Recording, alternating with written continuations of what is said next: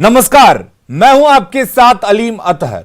सियासत में खुद को एक जाति विशेष का नेता समझना या अपने आप को साबित करने की पुरानी परंपरा रही है।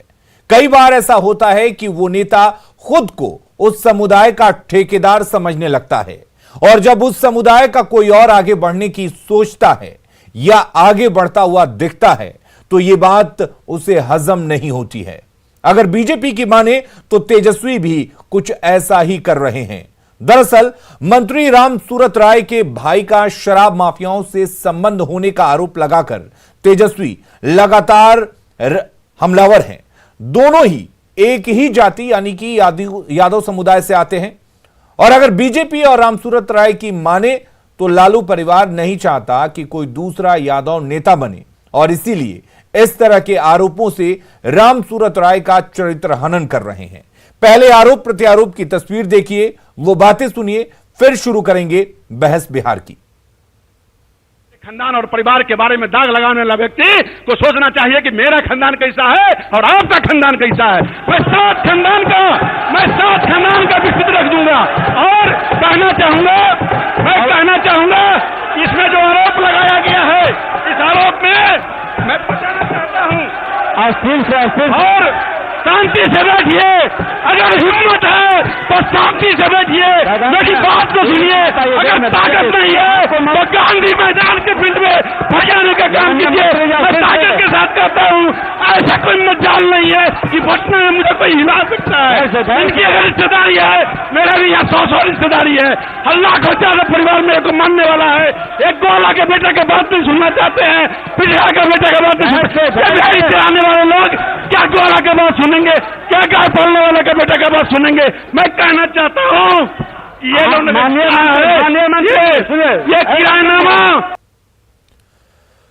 तो सदन में आरोप प्रत्यारोप चलता रहा और राम सूरत राय का गुस्सा आपने देखा। और राम सूरत राय का गुस्सा यूं ही नहीं था। जिस तरीके से राम सूरत राय सफाई देने के लिए सदन में खड़े हुए थे और सफाई देते नजर आए कि उनका इस शराब की जो बोतल बरामद हुई है उससे कुछ भी लेना देना नहीं है और उस बीच तेजस्वी यादव बोलने लगे, तब राम सूरत राय का गुस्सा भड़क उठा और उसके बाद क्या कुछ उन्होंने कहा आपने सुना। हमारे साथ हमारे मेहमान जुड़ चुके हैं। ललन यादव हमारे साथ जुड़े हुए हैं, कांग्रेस के नेता हैं। पवन जायसवाल हमारे साथ जुड़े हुए हैं, इस वक्त बीजेपी के नेता। और साथ ही हमारे साथ पप्पू यादव जुड़े हुए हैं, जन अधिकार पार्टी के अध्यक्ष हैं। सभी का आपका स्वागत है। सबसे पहले पप्पू यादव जी, सवाल आपसे, क्या वाकई लालू यादव और उनका परिवार जो है यादव समुदाय का नेता है और जब भी कोई यादव नेता आगे निकलता है उसको दबाने की कोशिश होती है, एक ठेकेदार समझता है वो पूरा परिवार इस समुदाय का?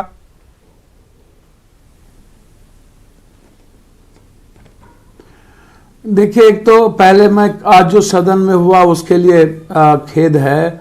हमें दादा का याद आ गया, सोमनाथ दादा का नियमावली का याद आ गया। हम लोग को कैसे गार्जियन की तरह देखते थे और आज यदि दादा होते तो 1 साल के लिए इस मंत्री को सदन में जाने को नहीं मिलता। लेकिन सदन में जो लगातार हो रहा है इसको सिर्फ आप जाति पर नहीं ले जाइए। मुख्यमंत्री जी सदन के नेता हैं और जिस तरीके से लगातार कभी डिप्टी सीएम बोल देते हैं स्पीकर को कि आप डरा रहे हैं, कभी एक वरिष्ठ मंत्री ने कह दिया कुछ बातें। पप्पू यादव जी, दरअसल हम चर्चा तो लगातार जिस तरीके की बातचीत हो रही है, हम चर्चा आज जो भी सदन में हुआ उस पर नहीं कह रहे हैं। जिस तरीके से तेजस्वी यादव राम सूरत राय पर शराब कांड में लिप्त होने की बात कर रहे हैं, उसके बाद लगातार उन पर आरोप लगाए जा रहे हैं। बीजेपी का कहना है कि लालू परिवार नहीं चाहता कि कोई भी यादव नेता आगे आए। एक तरह से यादव समुदाय का ठेकेदार समझता है वो परिवार। मैं इस बात के बारे में आपसे जानना चाहता हूं कि कितना इत्तेफाक रखते हैं आप इससे?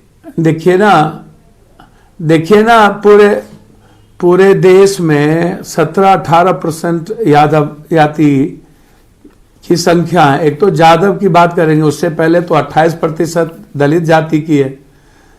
देखिए, आप इसमें मत जाइए जी। यादव जाति को दबाने का या एक यादव दूसरे यादव को, इसके पहले भी राम लखन बाबू, राम जयपाल बाबू, राम नगीना बाबू, बहुत सारे लोग प्रतिनिधित्व किए हैं। दरोगा बाबू बहुत बीपी मंडल जी, भूपेंद्र नारायण मंडल, बिंदेश्वरी मंडल लॉ मिनिस्टर हुए। आप ऐसे नहीं है, डीपी यादव को देख लीजिए, चंद्रजीत यादव को देख लीजिए। इस कंट्री में रामनरेश बाबू मुख्यमंत्री हुए उत्तर प्रदेश के, पप्पू यादव को दिल्ली देख के लीजिए। सबसे प्रथम मुख्यमंत्री हुए जो यादव जाति के थे। तो नहीं, पप्पू तो एक साधारण आदमी है, मैं यादव नहीं हूं, मुझको यादव में मत गिनिए। मैं कृष्ण का वंशज हूं और जो सबकी बात करता हूं, मैं यादव की बात नहीं करता हूं। यादव का काम था दूसरे लोगों की इज्जत करना, सम्मान करना, दूसरों आदान। ये सदन में जो मैं तुम हो रहा है, धुर्ती हो रही है, शराब पर बात होनी चाहिए ना। तो शराब में 5 सालों के अंदर यदि मंत्री जी का भाई इसमें इन्वॉल्व हैं या नहीं है, ये मैं तो कह ही रहा हूं कि पूरा का पूरा 5 सालों के अंदर 50,000 करोड़ से ज्यादा का शराब का पैरेलल इकोनॉमी चल रही है और जहरीला शराब अलग पूरा का पूरा सदन में पंचायतों में चल रहा है। और इसमें एक नहीं, राम सूरत राय जी के भाई के स्कूल में पकड़ाया। निश्चित रूप से जो लॉ कहता है, लॉ के मुताबिक निश्चित रूप से कार्रवाई होनी चाहिए। अब राम सूरत राय जी के भाई हैं इसीलिए कार्रवाई नहीं हो तो अलग बात, लेकिन राम सूरत राय जी का इसमें कितना इन्वॉल्व है, वो मंत्री हैं और मुझे नहीं लगता है कि राम सूरत राय जी मंत्री रहते हुए इस तरह की कोई कार्रवाई करेंगे। लेकिन हाजीपुर में आप देख लीजिए, जो एमएलए या एमएलसी लोग हैं, आप और भी जगह इसके पहले भी कई एमएलसी कई एमएलए लोगों पर यह सवाल खड़ा हुआ है कि दारू बेचवाने में लगभग 80% नेताओं का पैसा माफियाओं को संरक्षण। चलिए पप्पू यादव जी, आपने जो भी बातें कही है उसका जवाब हम पवन जायसवाल जी से ले लेते हैं। पवन जायसवाल जी, क्या कहेंगे पप्पू यादव के आरोप का? मैं एक बात बता दूं आपको, मैं एक बात बता दूं जी, मैं एक बात बता दूं जी। मैं पहले बात ये आपको जानकारी दे दूं, जो बात राम सूरत राय जी ने सदन में कही, जी देखिए वो तो अखाड़ा नहीं है। राम सूरत राय जी का गुस्सा स्वाभाविक है कि जब लगातार किसी अकारण आप हमले करेंगे, जी, तथ्य के साथ आप नहीं बोलेंगे। राम सूरत राय जी को चाहिए था उसका जवाब अविलंब निष्पक्ष जांच के लिए सीबीआई या अन्य चीजों से चैलेंज दे दे, वो तथ्य के साथ दे। लेकिन खानदान व खानदान, किसका खानदान क्या है, जी, किसका खानदान नहीं है राजनीति में। चलिए पप्पू यादव जी, पवन जायसवाल जी से जवाब ले लेते हैं। पवन जायसवाल जी जवाब दीजिए पप्पू यादव के आरोपों का, और पप्पू यादव जो कह रहे हैं उसका। लेकिन खानदान और खानदान का कोई जगह राजनीति में। ठीक है पवन जायसवाल। ऐसा है कि पप्पू भाई के कुछ बातों से हम सहमत हैं कि जानबूझकर विपक्ष के लोगों ने राम सूरत जी को कुरेदने का काम किया। शराब अगर पकड़ाया तो ये जांच पुलिस को करना है, और नीतीश कुमार जी और एनडीए की सरकार शराबबंदी के लिए कितना सख्त है, कितना सख्त कानून बना देश में, बिहार में, ये कहने की जरूरत नहीं है। और 1,43,00,000 लीटर शराब पकड़े गए बिहार में। लाखों लोग जेल की यात्रा किए हैं। कितने पुलिस अफसर, 60 दरोगा हैं जिनको आजीवन और थाना प्रभारी नहीं बन सकते। पवन जायसवाल जी, सवाल वो नहीं, सवाल ये है कि क्या राम सूरत राय पर तेजस्वी यादव इसलिए आरोप लगा रहे हैं कि राम सूरत जो है राय, वो यादव समुदाय से आते हैं, वो आगे बढ़ रहे हैं, और शायद ये वजह है कि तेजस्वी यादव झल्ला रहे। हम उसी विषय पर हम आ रहे हैं, उसी विषय पर आ रहे हैं कि विपक्ष के पास कहीं कुछ नहीं है। ये टारगेट कर रहे हैं कि नॉर्थ बिहार में राम सूरत जी यादव समाज से आते हैं, मंत्री बन गए, धीरे धीरे यादव समाज में भी भारतीय जनता पार्टी का प्रभाव बढ़ते जा रहा है, चाहे नित्यानंद राय जी हो, चाहे ऐसे करके। तो ये जो है ना, अपने वोट को बिखरते हुए देख के ये बहुत ज़्यादा व्यथित हैं, और व्यथित है तो इनके पास कोई काम नहीं है। जो यादव समाज के लीडर्स हैं उनको ये टारगेट कर रहे हैं। चलिए मुद्दा यादव, आप आरजेडी के सहयोगी हैं, क्या वाकई ऐसा है? और क्या आरजेडी का जो कुनबा है, या यूं कहें लालू यादव का पूरा परिवार है, वो नहीं चाहता कि दूसरे यादव नेता आगे निकल कर आए? और उदाहरण कई हैं जो बीजेपी ने दिए हैं। नहीं, ये उदाहरण का बात नहीं है कि इस इशू को जाति समाज से नहीं बांटा जाए। जो नीतीश कुमार की सुशासन की सरकार जब आई थी, शराबबंदी के आधार पर इन्होंने कार्य किया, तो जब इनके मंत्री के पास एक आरोप नहीं है, ये स्टैटिक्स प्रूफ है, कागज पे प्रूफ है कि उनके भाई का वो मकान था, जमीन था, उसमें शराब की बरामदगी हुई।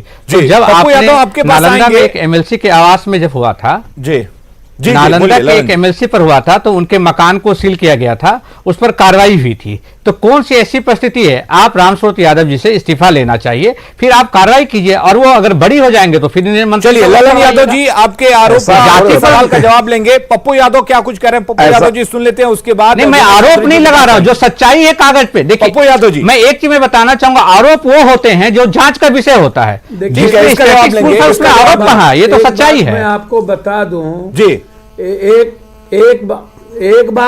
बात मैं बता दूं, पहले तो मुद्दों से भटकते रहना। सदन में बहुत सारी चर्चा है, डेली हत्या, डेली देवनंदन वर्मा की हत्या, डेली घटना, 2 भाइयों का सासाराम में मर्डर हो जाना, मुंगेर की घटना पर आज तक विपक्ष एक बार भी चर्चा नहीं किया। सदन में चुनाव में बहुत हाय तौबा किया जी, विपक्ष कभी चर्चा नहीं करता है। दरोगा की घटना पर मरबारी मर गए, उस पर 5 लोग मर गए, उस पे जल नल योजना पे। आप शराब एक मुद्दा है, शराब निश्चित रूप से, उसमें मैं एक बात जरूर कहना चाहूंगा जी कि कितने लोग, आप ये आदान प्रदान मत करिए। यह बात बिल्कुल सही आपने कही कि निश्चित जेल जाना, कानून सरकार का जो लॉ है, उस लॉ के मुताबिक क्या कहता है वो एक्ट, उसमें मंत्री हो या कोई हो, निश्चित रूप से उस पर कार्रवाई होनी चाहिए। चलिए, लेकिन पप्पू यादव सवाल ये भी है ना कि उनके भाई मंडल में है, भाई के स्कूल में से मिला है। जब ये सफाई दी जा रही है कि 2002 में कानूनी रूप से जो जायदाद है उसका बंटवारा हो चुका है, तो फिर ये हो हंगामा आपको नहीं लगता कि बेकार का है? नहीं, मैं वही बात कह रहा हूं कि पहले तो विपक्ष को यह बता देना चाहिए कि उनके सभी लोग पाक साफ हैं, कोई दारू नहीं पीते हैं, और विपक्ष का नेता खुद जांच करवा दे, कह दे कि मैं 70 एमएलए के साथ जांच करने को तैयार हूं कि हम लोग कभी दारू नहीं पीते हैं। सभी नेता और सभी बिहार के दरोगा, पदाधिकारी, थाना में रहने वाले सब लोग की जांच होनी चाहिए। सप्ताह 2 सप्ताह में बाहर जाते हो, आते हो, तब भी। चलिए ठीक है पप्पू यादव, पता चल जाएगा। विनय चौधरी का रिएक्शन थोड़ा ले लेते हैं, काफी देर से। और एक बात मैं आपको बता दूं, विनय चौधरी जी, तमाम तरह की जांच की बात हो रही है या सदन में जो कुछ हो रहा है उसको देखा जाए तो आज का जो मुद्दा है वो यही है कि क्या ये खुद को साबित करने की कोशिश हो रही है कि कोई दूसरा यादव बाहर ना निकले, उन पर पूरी तरह से हमारा हक है? देखिए, इसमें ऐसा है कि सदन में प्रतिपक्ष के नेता मुद्दे पर बात नहीं करते हैं। उनको रामसूरत राय जी पर आरोप लग रहा है कि उनके भाई के यहाँ से दारू पकड़ाया। तो मैं एक ही प्रश्न जानना चाहता हूँ, तो क्या लालू जी जेल में हैं, सजा याफ्ता हैं, तो क्या तेजस्वी जी और तेज प्रताप जी दोनों जेल में चले जाएंगे? भाई के यहाँ पकड़ाया, भाई के यहाँ से एफआईआर हुआ, आप एफआईआर हुआ नहीं और आप विवाद खड़ा करना शुरू कर दिए। एफआईआर हुआ है, उस पर कार्रवाई होगी, उस पर कार्रवाई नहीं होगी तब ना आप विवाद करना चाहते हैं। लेकिन अगर किसी के भाई के यहाँ से होना पकड़ाया है और उनके भाई पर केस हुआ है, तब तो तेजस्वी यादव भी और तेज प्रताप जी भी दोनों भाई जेल चले जाए ना। केस को तो पहले आप पास मुद्दा ही केस को दबा दिया गया है, केस को डाइवर्ट कर दिया गया है, एक गलत तथ्य नहीं, कोई केस को नहीं दबाया गया है, समय न मिलना चाहिए। चलिए पप्पू यादव जी आपके पास आएंगे। विनय चौधरी जी, विनय चौधरी बोलिए। एफआईआर तो हुआ ही है। मैं ये कहना चाहता हूं कि आदरणीय मुख्यमंत्री ये कहते रहे हर समय की, लेकिन विनय चौधरी को पूरी बात करने दीजिए। विनय चौधरी जी, जी जी जी, उन पर एफआईआर हुआ है, उनके भाई पर एफआईआर हुआ है, उसमें उनका कहीं नाम नहीं आता है और कहीं नहीं नाम आता है। वर्षों पूर्व बंटवारा हो चुका है, तो क्या बंटवारा होने के बाद भी उसके, वैसे अगर बंटवारा नहीं भी हुआ रहता तो वो उसके देनदार नहीं रहते, लेकिन अगर बंटवारा भी हो चुका है उसके बाद उनसे इस्तीफे की बात या किसी तरह से उन पर आरोप लगता है तो स्वाभाविक है उनकी प्रतिक्रिया होनी है। चलिए, अगर मेरा तो यही प्रश्न है ना कि तेजस्वी यादव जी अगर आरोप लगाते हैं कि उनके भाई पर हैं तो उनके पिताजी जेल में हैं, तो ये दोनों भाई चले जाएंगे जेल में क्या? चलिए, इसका जवाब हम लेते हैं। ललन यादव जी, सरकार है, ये बात तो समझ में नहीं आती है। ललन यादव जी, ये बात समझ में नहीं आती है कि रामसूरत राय के भाई के स्कूल में से अगर शराब की बोतलें मिलती हैं, शराब मिलती है, तो उसको लेकर रामसूरत राय पर इस तरह के आरोप क्यों कि आपको बर्खास्त कर दिया जाना चाहिए, आपको हट जाना चाहिए, इस तरह के सवाल क्यों? फिर तो लालू यादव जैसा कि सवाल उठा रहे हैं जेडीयू के नेता और बीजेपी के नेता, फिर तो विपक्ष के नेता के तौर पर तेजस्वी को भी नहीं रहना चाहिए। नहीं, मैं ये कहना चाहता हूं, जब एफआईआर हुआ तो हर समय आदरणीय राज्य के मुख्यमंत्री नीतीश कुमार जी बोलते हैं कानून अपना काम करेगा।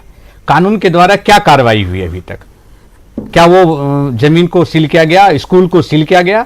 और मंत्री से इस्तीफा इसलिए मांग रहे हैं, उनके दबाव में आप उनके टेलीफोन को, उनके जो पर्सनल फोन है और वहां के पुलिस अफसर जो सीनियर पुलिस पदाधिकारी हैं, आप जांच करवा लीजिए कि केस होने के बाद कितने बार बातचीत, तो ये बात वो तो दबाव बना रहे हैं, रामसूरत राय भी कह रहे थे, रामसूरत राय भी कह रहे हैं, ये तमाम बातें कह रहे हैं कि आप जितने मेरे विरोधी विधायक हैं उनसे मेरी जांच करवा लीजिए। दूसरी बात यह है कि रामसूरत राय ये कह रहे हैं कि वो यादव हैं और आगे बढ़ रहे हैं, इसलिए तेजस्वी के पेट में दर्द हो रहा है, या लालू परिवार ये नहीं चाहता। नहीं, क्राइम करने वाले का कोई जात नहीं होता है। आप यादव इशू पर क्यों जा रहे हैं बार बार?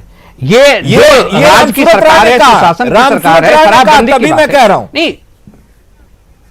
नहीं, उनका जात पर, क्योंकि वो जिस पार्टी से आते हैं वो जात की राजनीति करती है। हम जिस पार्टी से आते हैं वो हम लोग जात की राजनीति नहीं करते हैं। एक मानवता, एक इंसानियत के नाते हर समाज को लेकर चलने का कार्य हमारी पार्टी करती है, इसलिए जात पर मत बांटिए। वो अपराधी हैं, शराब बंदी है और उनके भाई के यहाँ शराब की ब्रांदवी हुई है। आप उनको अपराधी कैसे कर सकते हैं ललन यादव जी? आप उनको अपराधी कैसे कर सकते हैं? तो क्या तेजस्वी यादव अपराधी है? क्या तेजस्वी यादव घोटाले में संलिप्त है? नहीं, वो जांच का एक विषय है, लेकिन जिसके जमीन पे बरामद हुआ है शराब, इसमें क्या जमीन का कागज आप देखिए उनके भाई के नाम पर है और शराब बरामद हुआ, तो ये जांच का कौन सा मुद्दा है इसमें? उसमें तो स्टैटिस्टिक्स प्रूफ है। बिल्कुल सही बात है, लेकिन बात यही है, हम लगातार यही कह रहे हैं। पप्पू यादव जी, रामसूरत राय ये कह रहे हैं कि मैं यादव हूं इसलिए मुझे दबाया जा रहा है, कोई नहीं चाहता कि एक यादव आगे बढ़े या एक यादव दूसरी पार्टी में जन्म ले, इस तरह की बातें कही जा रही हैं। तो क्या ये यादव के नाम पर पॉलिटिक्स हो रही है दोनों तरफ से, या वाकई ऐसा लगता है आपको? अब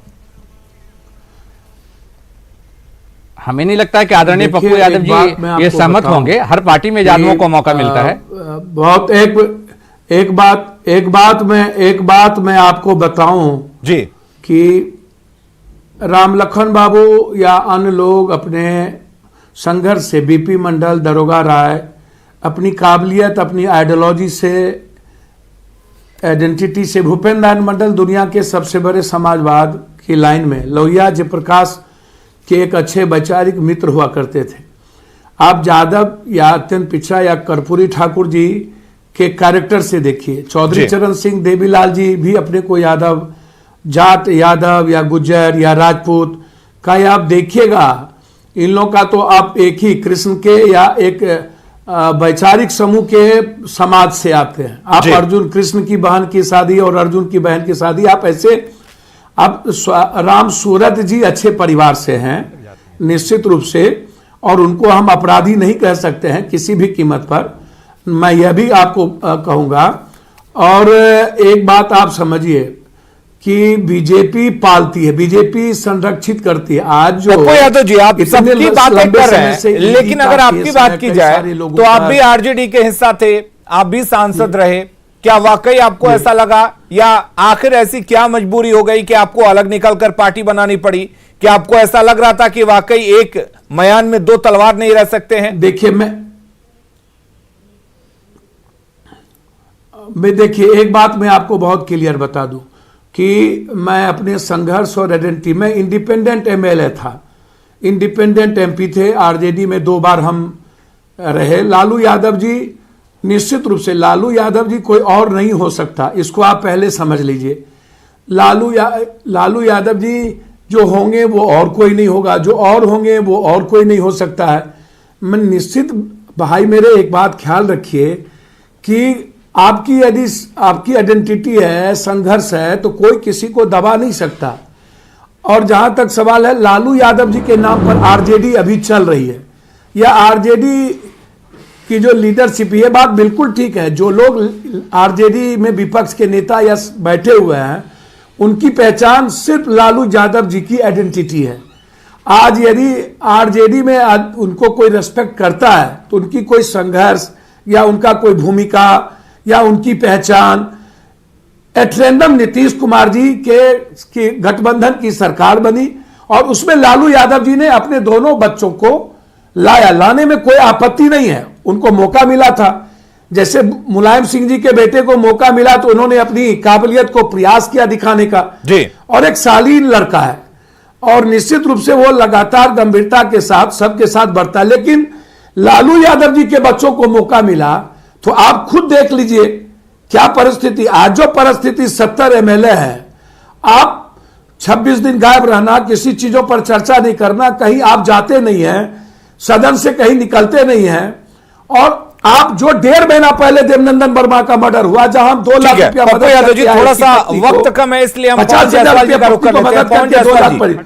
पवन जायसवाल जी, आपसे जानना चाहेंगे आखिर क्या लगता है, जिस तरह से कह रहे हैं आप इस तरीके से सिर्फ पवन जायसवाल जी आपसे जानना चाहेंगे आखिर ऐसी क्या नौबत आन पड़ी कि रामसूरत राय को यह बयान देना पड़ा कि उन्हें यादव की वजह से टारगेट किया जा रहा है और पूरे परिवार को गांधी मैदान में बुलाने तक की चुनौती दे डाली। देखिए, रामसूरत जी ने मुजफ्फरपुर जिला के आधा दर्जन विधायकों का नाम लिया और नाम लेके कहा कि ये फलना जो विधायक हैं ये व्यक्तिगत मेरे परिवार के बारे में जानते हैं, और सभी लोग सदन में बैठे थे। एक भी विपक्ष के एमएलए ने रामसूरत जी के बारे में एक शब्द बोलने का काम नहीं किया।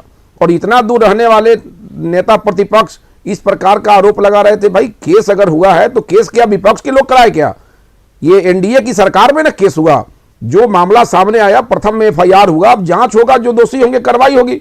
इसके लिए इतना है तब ओके है नहीं, प्रथम और बच गया, जांच प्रमाणित है ना, बच गया। अगर जमीन मालिक है ना, भाई तो उन्हीं के थे ना, जमीन नहीं, भाई उन्हीं के थे, जमीन उन्हीं का था। एफआईआर अगर हुआ तो सरकार तो हम लोग की थी, अगर निष्पक्ष नहीं होता तो एफआईआर कैसे होता? ये कई कांग्रेस और राजद के कहने से एफआईआर नहीं हुआ, एफआईआर इसी सरकार में हुआ। प्रथम दृष्टया में आरोप शासन का काम है, गिरफ्तारी होनी चाहिए ना, जमीन लेकिन एक चीज और होनी चाहिए ना। ललन भाई एक मिनट, एक चीज और बताते हैं कि ये गांधी मैदान बहुत बड़ा जगह है। अगर उनको लगा कि अगर सदन के सदस्यों के बीच अगर ये मामला का हल नहीं होता है तो जनमत संग्रह करके गांधी मैदान में इसका हल कर लीजिए। फरियाने का मतलब झगड़ा नहीं हुआ, लोग से कहवा लीजिए कि मेरा परिवार कैसा है। अब इसको अदरवाइज विपक्ष लेते हैं, इनके पास कोई मुद्दा नहीं है। लालू जी जेल गए, लालू जी पर क्लेम हुआ तो क्या राबड़ी देवी जी को मुद्दा बना दिया गया? राबड़ी देवी जी को ललन यादव जी मुख्यमंत्री बनाया गया था। ललन यादव जी जवाब दीजिए। देखिए, ये लोग बात बनाते हैं, कानून ये लोग बनाते हैं, कानून तोड़ते हैं। इनके सरकार मेरी है, जिनके मंत्री हैं, इन्होंने अपने विधानसभा में इन्होंने कल्चर को एग्रीकल्चर कर दिया है। ताजा उदाहरण आपने देखा होगा, आज का राज्य में आज क्या विधानसभा में घटना घटी है। सम्राट चौधरी ने कलंकित किया विधानसभा को। विषय पे आ जाइए, पहले शराब वाले पर आ जाइए, पहले शराब वाले पर आइए, फिर विधानसभा बदलिए। आप दोनों विधानसभा की बात समाप्त हो गई है, पहले शराब वाले पर आ जाइए। इनके मंत्री के शब्दों का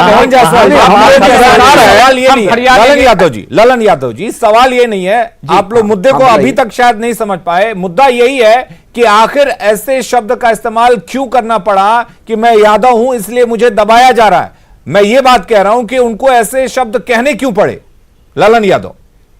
इसलिए कहने पड़े, इसलिए कहने पड़े, कार्ड को खेल कर सेंटीमेंट जगाना चाहते हैं। नहीं, ये इसलिए कहना पड़ा कि मुजफ्फरपुर जिला का विपक्ष का कोई भी विधायक केस को दबा रहे हैं, रामसूरत जी के बारे में कार्रवाई नहीं शब्द बोलने का काम नहीं किया और बोलते हैं कि दूध का पानी हो जाए। मुजफ्फरपुर जिले का एक भी विपक्ष के विधायक ने रामसूरत जी पर एक शब्द टिप्पणी अभी तक करने का काम नहीं किया।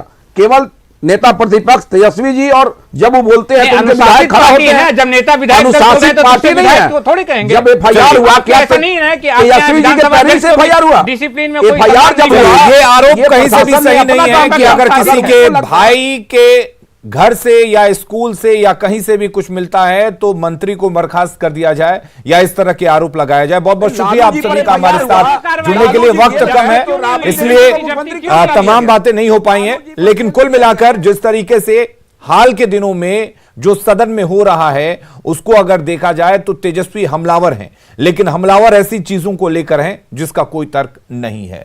बहुत बहुत शुक्रिया।